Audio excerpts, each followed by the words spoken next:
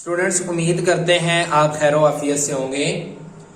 आज जो हम ऑर्गेनिक केमिस्ट्री का टॉपिक पढ़ने जा रहे हैं, ये रिएक्शन इंटरमीडिएट में डिस्कस किया जाता है। इसको हम कहते हैं कार्बीन। इसको हम क्या कहते हैं? कार्बीन कहते हैं। तो पहले तो आपको थोड़ा सा इंट्रोडक्शन देते हैं कि कार्बीन क्या है। सबसे पहले आपने याद रखना है कि carbene is an reaction intermediate है। ये किसी भी रिएक्शन के दौरान बनता है, रिएक्शन के क्या बनता है? दरमियान में बनता है। और दूसरी बात इसकी आपने याद रखनी है, it is a short lived. ये क्या होता है? एक छोटे से ड्यूरेशन के लिए होता है। क्या होता है? एक छोटे से टाइम पीरियड के लिए होता है, उसके बाद क्या हो जाता है? खत्म हो जाता है। और तीसरी बात आपने इसके बाद याद रखनी है, it is not a product. It is not a product. इसे हम प्रोडक्ट नहीं कह सकते, क्योंकि ये क्या होता है? एक्चुअली कोई भी रिएक्शन है, ए और बी के दरमियान हो रहा है, तो ये क्या बनता है? उसके दरमियान में इंटरमीडिएट में ऐसे शो कर रहा है, रिवर्सिबल से नहीं शो कर रहा। ए और बी के दरमियान में बना एंड देन क्या हुआ? सी। सो ये क्या हुआ आपके पास? ये वाली जो चीज है, ये आपको क्या है? ये क्या है? इसकी इंटरमीडिएट है, ये रिएक्टेंट है, ये क्या हुआ? इसका सी प्रोडक्ट हो गया। यहां तक बात समझ आ गई है? इसके बाद कार्बीन के बारे में आपने बात याद रखनी है। कार्बीन एक ऐसी स्पीशी है जो कि क्या होती है? न्यूट्रल होती है। क्या होती है? न्यूट्रल से मुराद है इस पे कोई चार्ज नहीं होता। न्यूट्रल से मुराद है हैविंग नो चार्ज। इसके ऊपर क्या नहीं होता? कोई भी किसी तरह का चार्ज नहीं होता। देन आपने इसके बारे में याद रखना है कि ये जो होती है न्यूट्रल क्यों होती है, उसके पीछे वजह है।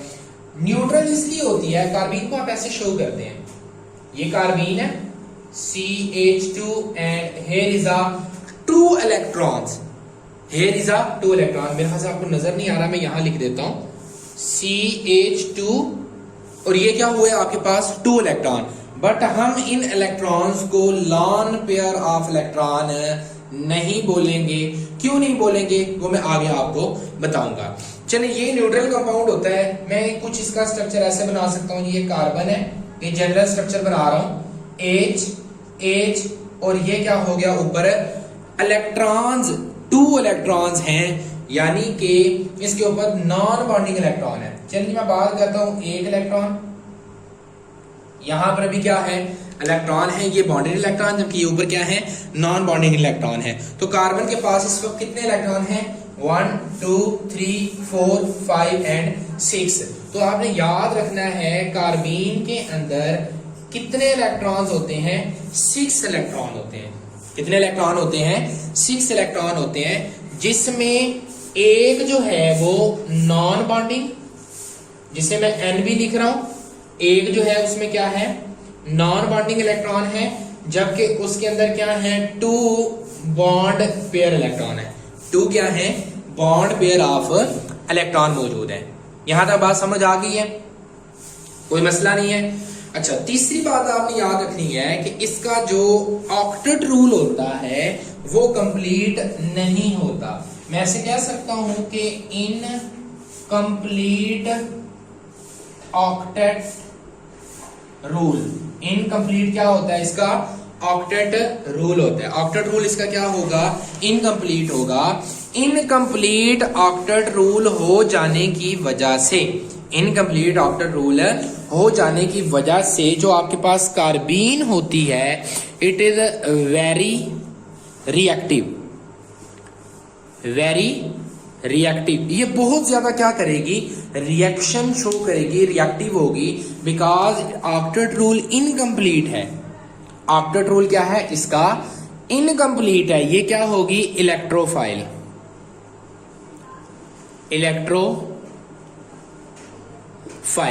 आपको पता है ना इलेक्ट्रोफाइल किसे कहते हैं? Species in search of electron, species in search of electron, उसे आप क्या कहेंगे? इलेक्ट्रोफाइल कहेंगे। यहां तक बात समझ आ गई है? सो ये तो जनरल कंसेप्ट था, बेसिक इंफॉर्मेशन थी किसके बारे में? कार्बीन के बारे में। अब हम इसकी जो है क्लासिफिकेशन के बारे में पढ़ेंगे कि कार्बीन कितनी तरह का होता है। जी तो बच्चे याद रखिएगा, जो कार्बीन होता है it is classified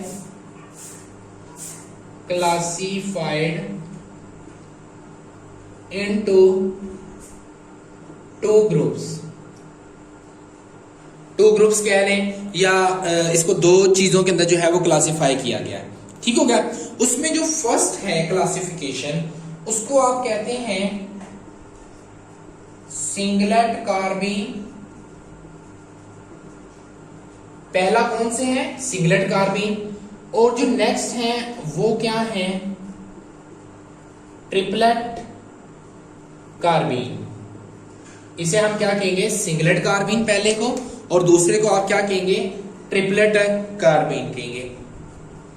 singlet carbene को आप एक और भी नाम देते हैं इन केस ऑफ, अगर फॉर एग्जांपल आपके पास ये कार्बीन है ना CH2, इसे मेथिलीन भी बोलते हैं, मिथाइलिन। ठीक है? अगर तो वो सिंगलेट हो, मतलब ये ट्रिपलेट भी हो सकती है, ये क्या हो सकती है? सिंगलेट भी हो सकती है। अगर वो आपके पास सिंगलेट हो तो आप उसे बोलेंगे हॉट मिथाइलिन। उसे आप क्या बोलेंगे? Hot methylene. जबकि इसको आप क्या बोलेंगे? कोल्ड मैथिलीन। हॉट मैथिलीन इसे बहुत इसलिए बोलते हैं क्योंकि ये बहुत तेजी से रिएक्शन शो करती है, जबकि कोल्ड जो मैथिलीन है उसे आप इसलिए कोल्ड बोलते हैं क्योंकि ये बहुत इसकी निस्बत जो है वो स्लोली रिएक्शन देती है, लेकिन रिएक्शन इसका भी क्या होता है? फास्ट होता है। यहां तक बात समझ आ गई है? अब इनके थोड़े से मैं स्ट्रक्चर के ऊपर डिस्कस कर लेता हूं कि स्ट्रक्चर इसका क्या होता है। याद रखिएगा, जो सिंगलेट कार्बीन होता है इसकी जो आपके पास हाइब्रिडाइजेशन होती है वो sp2 होती है, जबकि ट्रिपलेट की हाइब्रिडाइजेशन क्या होती है? sp हाइब्रिडाइजेशन होती है। यहां तक बात समझ आ गई है? अगर मैं कार्बन की बात करता हूं, चलें जी कार्बन की बात कर लिया जी, इसके अंदर क्या आता है? 1s2 आता है, 2s2 आता है, 2p2 आ गया। मैं इसको कुछ ऐसे शो करता हूं जी। यहां पर क्या हो गया जी? 2s का ये 2 इलेक्ट्रॉन्स आ गए, ये सिंगल एंड ये क्या हो गया? सिंगल इलेक्ट्रॉन हो गया। यहां तक बात समझ आ गई है? अब क्या होगा? जबकि सिंगलेट के अंदर क्या होता है कि ये वाला जो इलेक्ट्रॉन होता है, ये वाला आपस में क्या होते हैं? हाइब्रिडाइज हो जाते हैं। ये ऑर्बिटल क्या हो गए? हाइब्रिडाइज, यानी कि 1s और 2p आपस में क्या हो रहे हैं? हाइब्रिडाइज हो रहे हैं। और एक जो है ये अनहाइब्रिडाइज ऑर्बिटल है, अनहाइब्रिडाइज ऑर्बिटल है।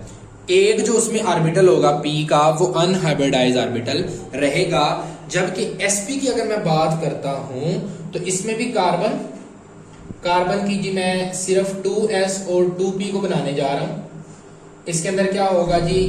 लोन पेयर, और ये इलेक्ट्रॉन्स होंगे यहां पर क्या होने वाला है कि ये जो कार्बन है ये क्या करेगा? एक्साइटेड स्टेट में जाएगा। ये इलेक्ट्रॉन जंप करके क्या करेगा? लास्ट वाले ऑर्बिट के अंदर जाएगा, और वहां पर कुछ जाके ऐसे होगा, ये वाला एक्साइटेड होकर जब इधर जाएगा तो एक s और क्या मिलेगा? p मिल जाएगा आपस में, एक s और p मिल जाएगा, और बाकी क्या होंगे? 2 एज इट इज रह जाएंगे। अब चूंकि ये 2 मिला है, ये भी हाइब्रिड जो ऑर्बिटल है sp है, ये भी ऑर्बिट क्या होगा? sp होगा। जबकि ये क्या हो गए? अनहाइब्रिडाइज। ये वाले ऑर्बिटल क्या रहेंगे? अनहाइब्रिडाइज रहेंगे। यहां तक बात क्लियर हो गई है? जबकि इधर देखें कि यहां पर आके हाइड्रोजन अटैच हो जाएगा, इधर भी हाइड्रोजन रह जाएगा, जबकि ये जो है एक ही ऑर्बिट के अंदर दोनों क्या रहेंगे? इलेक्ट्रॉन्स रहेंगे। यहां तक बात समझ आ गई है? चलें आगे मैं इसका स्ट्रक्चर ड्रा करता हूं जी। अगर मैं sp2 हाइब्रिडाइजेशन की बात करता हूं तो वहां पर कौन सा स्ट्रक्चर होता है? आपको पता है कि वहां पर जो स्ट्रक्चर होता है वो ट्राइगोनल स्ट्रक्चर होता है, ये ट्राइगोनल स्ट्रक्चर हो गया, ठीक हो गया। ये आपका ट्राइगोनल स्ट्रक्चर है। इसके अंदर क्या है, एक ऊपर क्या मौजूद है, अनहाइब्रिडाइज्ड ऑर्बिटल है। एक ऊपर क्या होगा, अनहाइब्रिडाइज्ड ऑर्बिटल है। अब हमें पता है कि एक इलेक्ट्रॉन यहां पर है, एक इलेक्ट्रॉन यहां पे है, ये हाइड्रोजन के साथ अटैच हो जाएगा, ये भी हाइड्रोजन के साथ होगा, तो ये पेयर अप हो जाएगा, ठीक हो गया।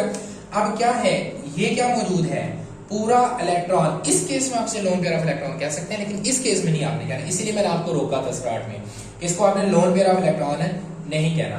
तो यहां पर ये क्या होगा, पूरा क्या पाया जाएगा, एक इलेक्ट्रॉन का पेयर। अब हमें पता है, वेस्पर थ्योरी कहती है कि जो लोन पेयर होता है उसकी रिपल्शन साइड वाले बॉन्ड पेयर पे क्या होती है, ज्यादा होती है। इस वजह से जो इसका एंगल होता है वो रिड्यूस होके 103 डिग्री रह जाता है। कितना रह जाता है, 103 डिग्री रह जाता है जी। अगर मैं अब बात करता हूं जी ट्रिपलेट कार्बीन की, अगर मैं बात करता हूं तो हमें पता है जो ट्रिपलेट होती है इसकी हाइब्रिडाइजेशन क्या है, sp, और sp जो हाइब्रिडाइजेशन होता है उसका स्ट्रक्चर क्या होगा, लीनियर स्ट्रक्चर होगा। कौन सा स्ट्रक्चर होगा, लीनियर। अभी मैं बात करता हूं जी कार्बन है, कार्बन का जी एक ऑर्बिटल ये है, एक ऑर्बिटल इसका क्या हो गया, ये ऑर्बिटल हो गया। अब यहां पर जरा देखिएगा कितने अनहाइब्रिडाइज्ड ऑर्बिटल हैं, दो अनहाइब्रिडाइज्ड ऑर्बिटल हैं जी। मैं वो यहाँ पे बना रहा हूँ, एक हाइब्रिडाइज्ड ऑर्बिटल अन यहाँ पे पड़ा है, एक अनहाइब्रिडाइज्ड ऑर्बिटल को कहाँ पे होगा, यहाँ पर पाया जाएगा, ठीक हो गया। अब यहाँ पर कितने हैं जी, एक इलेक्ट्रॉन और एक इलेक्ट्रॉन, ये किसके साथ पेयर अप हो जाएगा, हाइड्रोजन के साथ, ये भी पेयर अप हो जाएगा किसके साथ, हाइड्रोजन के साथ। और जबकि इसमें कितने इलेक्ट्रॉन पाए जा रहे हैं, सिंगल और सिंगल। याद रखिएगा बच्चे कि यहां पर जो सिंगलेट कार्बीन है वहां पर दोनों इलेक्ट्रॉन अपोजिट स्पिन के साथ एक ऑर्बिटल में पाए जाते हैं, जबकर यहां पर भी इलेक्ट्रॉन तो दो हैं लेकिन दोनों अलग अलग कहां पाए जाते हैं, ऑर्बिटल में पाए जाते हैं, जिसकी वजह से इनकी स्पिन क्या होती है, सेम होती है।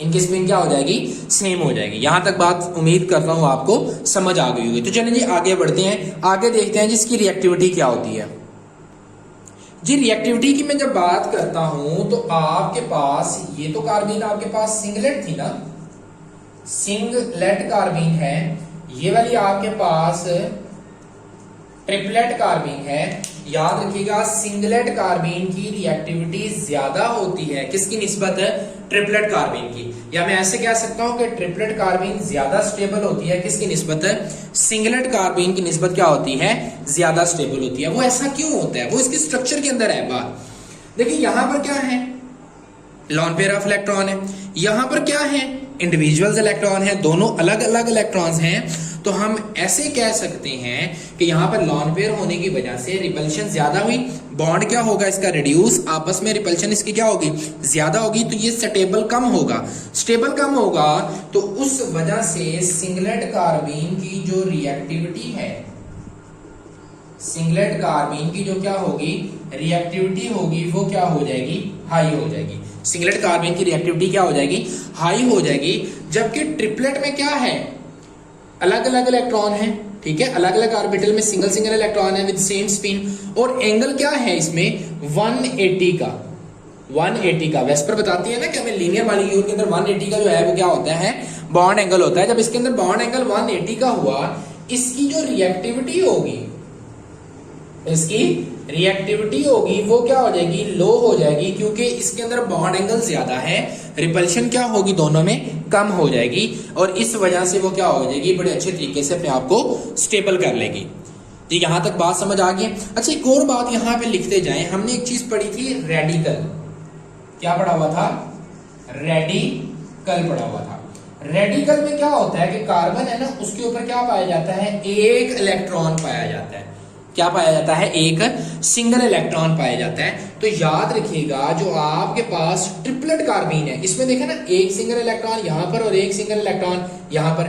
मैं ऐसे लिख सकता हूं कि कार्बन के साथ ये इलेक्ट्रॉन और ये इलेक्ट्रॉन। तो इसी वजह से सिंगलेट कार्बीन को, सॉरी ट्रिपलेट कार्बीन को, सिंगलेट को नहीं ट्रिपलेट कार्बीन को आप डाई रेडिकल भी कहते हैं, डाई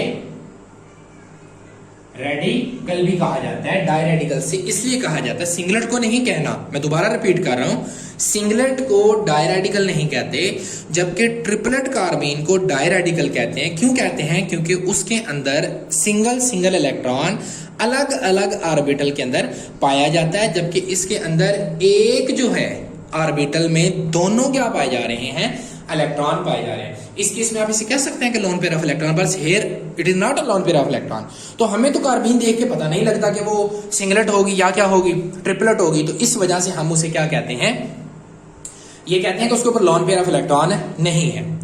जी आगे डिस्कस कर लेते हैं जी, ये जो आपके पास सिंगलेट हम इसे नाम देते हैं या हम इसे ट्रिपलेट नाम देते हैं, वो नाम क्यों दिया जाता है, सिंगलेट और ट्रिपलेट नाम क्यों दिया जाता है? जी वो राज है, सिंगलेट फाइंड करने के लिए हम इसकी जो है फार्मूला लगाते हैं 2s का मॉड प्लस 1। इसी तरह यहां पे भी यही फार्मूला अप्लाई होगा, 2s का मॉड प्लस 1।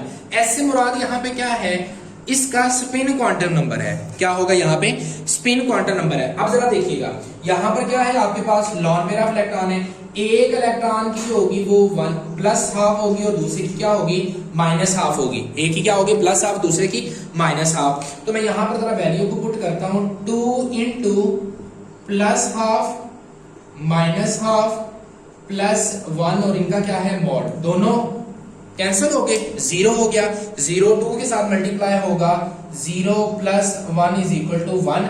इस वजह से 1 आया तो आप इसे क्या कहते हैं, सिंगलेट। जबकि यहां पर क्या होगा, अलग अलग इलेक्ट्रॉन है, दोनों की स्पिन सेम होगी, या दोनों की प्लस हाफ होगी या दोनों की क्या होगी, माइनस हाफ होगी। यहां तक बात समझ आ गई है? तो अब मैं देखता हूं जी, मॉड लगाया हुआ प्लस हो या माइनस हो, आपको पता है जब मॉड लग जाता है तो प्लस माइनस में तब्दील हो जाता है, सॉरी प्लस प्लस रहता है, माइनस जो है वो किस में तब्दील हो जाता है, प्लस में। तो इलेक्ट्रॉन तो है, मैंने कहा जी 2 इंटू प्लस हाफ, इसके ऊपर क्या लगा हुआ है, मॉड प्लस 1। हाफ और हाफ कितना हो गया, 1 हो गया। तो 2 इंटू 1 प्लस 1, तो ये क्या बन जाएगा, 3। इसका आंसर क्या आ जाएगा, 3। और 3 को केमिस्ट्री की जुबान में आप क्या कहते हैं, इसको मैं थोड़ा सा ऊपर करके लिख देता हूं, आपको नजर आ जाए। इसको क्या कहते हैं, 3। और 3 को केमिस्ट्री की जुबान में क्या कहते हैं, ट्रिपलेट।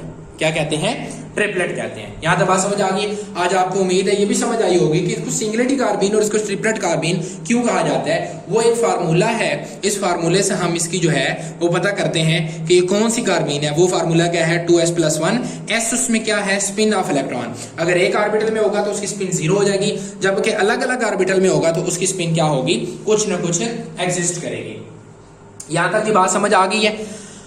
तो आगे बात करते हैं कि जी ये वाली जो कार्बन है ये ज्यादा स्टेबल क्यों है, ये वाली जो है वो लेस स्टेबल क्यों है। चलें उसके ऊपर भी आप जो है देख लेते हैं जी। अगर मैं बात करता हूं जी सिंगलेट कार्बीन की बात करता हूं, ट्रिपलेट की करता हूं, क्योंकि ट्रिपलेट क्या होती है, ज्यादा स्टेबल होती है। ट्रिपलेट कैसे स्टेबल हो जाती है, इसका स्ट्रक्चर क्या है जी, लीनियर है। ये कार्बन, यहां पर कोई ना कोई H लगा लेता हूं जी, हाइड्रोजन लगा लेता हूं। चलिए यहाँ पे मैं ब्रोमीन की मिसाल लेता हूँ जी, Br, और यहाँ पर भी क्या है जी, Br ले लिया। अब इसके ऊपर अनहाइब्रिडाइज्ड ऑर्बिटल कितने होते हैं जी, 2। कितने अनहाइब्रिडाइज्ड ऑर्बिटल हैं, 2 हैं, ठीक है। अब इसके ऊपर क्या होते हैं, कार्बन ब्रोमीन के ऊपर क्या होते हैं, लोन पेयर ऑफ इलेक्ट्रॉन मौजूद होते हैं। ब्रोमीन क्या करती है, कुछ वक्त के लिए अपना जो लॉन पेयर ऑफ इलेक्ट्रॉन है वो किधर डोनेट कर देती है, इस एम्प्टी ऑर्बिटल के अंदर। किधर डोनेट कर देती है लॉन पेयर ऑफ इलेक्ट्रॉन, इस ऑर्बिटल के अंदर डोनेट कर देती है। इस ऑर्बिटल के अंदर जब वो अपना इलेक्ट्रॉन क्या करती है, डोनेट करती है। डोनेट करने की वजह से ये क्या हो जाती है, स्टेबल। क्या हो जाती है, स्टेबल। इस तरह की बॉन्डिंग को आप क्या कहते हैं, बैक बॉन्डिंग।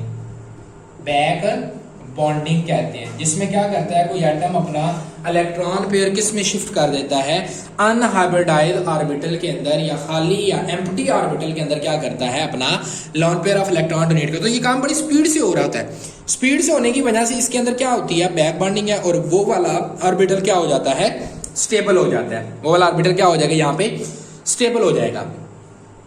तो अब मैं बात करता हूं कि अगर आपके पास एक तरफ CH2 हो, एक आपके पास CCl2 हो, ये भी कार्बीन, ये भी कार्बीन, और एक तरफ आपके पास CBr2 हो, तो इनमें से कौन सी